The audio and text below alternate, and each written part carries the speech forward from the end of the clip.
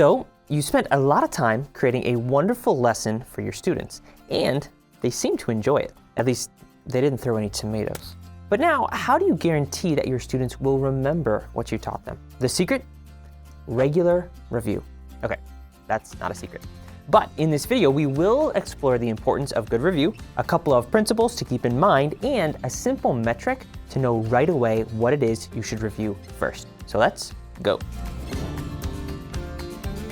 As we get started, let's go over why reviewing content is important. Now, you most likely know the main reason, but there are actually several other good reasons too. Obviously, the main reason we review is because it helps the students remember the information. Repetition reinforces the information and then gets it into their long-term memory sooner. The more often the material gets reviewed, the stronger that connection becomes. Of course, filling their minds with information isn't our goal. The whole point of knowing something is so that it can make a difference in your life. So reviewing important information helps keep it in mind, which increases the likelihood of your students taking action on it. And that is what we want to see. Reviewing content can also improve understanding. You've likely experienced this on your own. At first, working through a lot of new information can seem super complicated and overwhelming. But give it some time and continued exposure, and it becomes a lot more manageable. And you actually become comfortable and confident using that information. Similarly, good review can also help fill in knowledge gaps that the student might have. By going over something again, they can pick up information that they may have missed before. This is also helpful if a student is new or if they missed a class. And as the teacher, review helps you identify the areas that need more focus and attention, the areas where the students are still having a hard time getting it. And lastly, regular review helps keep learning at a nice, steady pace. Imagine if students were forced to learn all new content all the time, every time, they might quickly lose track and start feeling overwhelmed. But by having pockets of regular review, they're able to take a pause, recap what they already know, solidify it, and then move on.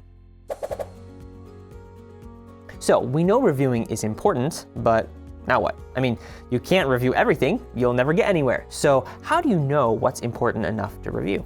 Your goal is to figure out the irreducible minimum. The irreducible minimum is the bare essentials that they need to know about that particular topic or thing.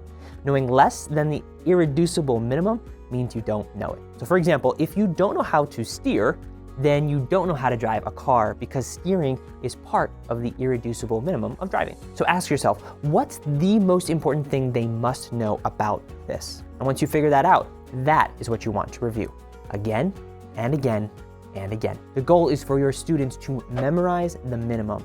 You want to repeat it so much that it gets stuck in their brain.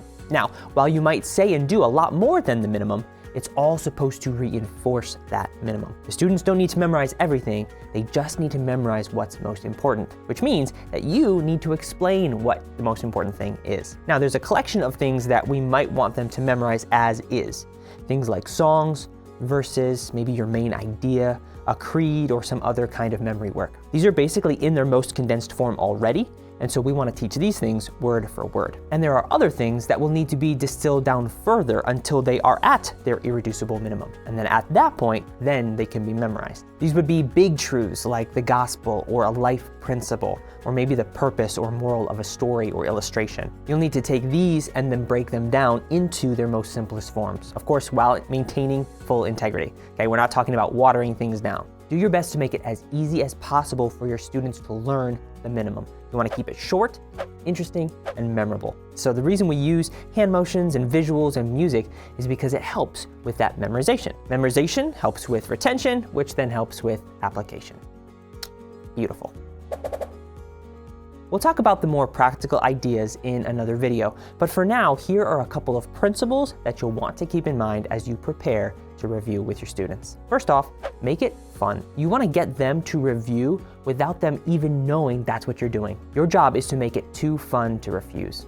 You can make it a game, make it a puzzle, make it a game show or a mystery, or make it a drama. Kids will learn without even realizing it when it's done in a fun enough way. So take a little extra time and come up with a real creative way to review. That extra work on the front end is going to help pay you back in the long run when you have a group of excited kids learning instead of causing problems. Next, keep it real. Reviewing random facts doesn't do anyone any good. What you're reviewing must be important to them right now.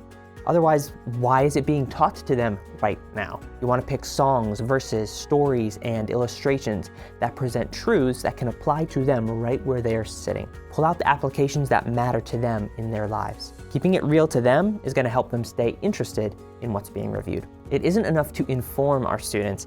We want to transform our students.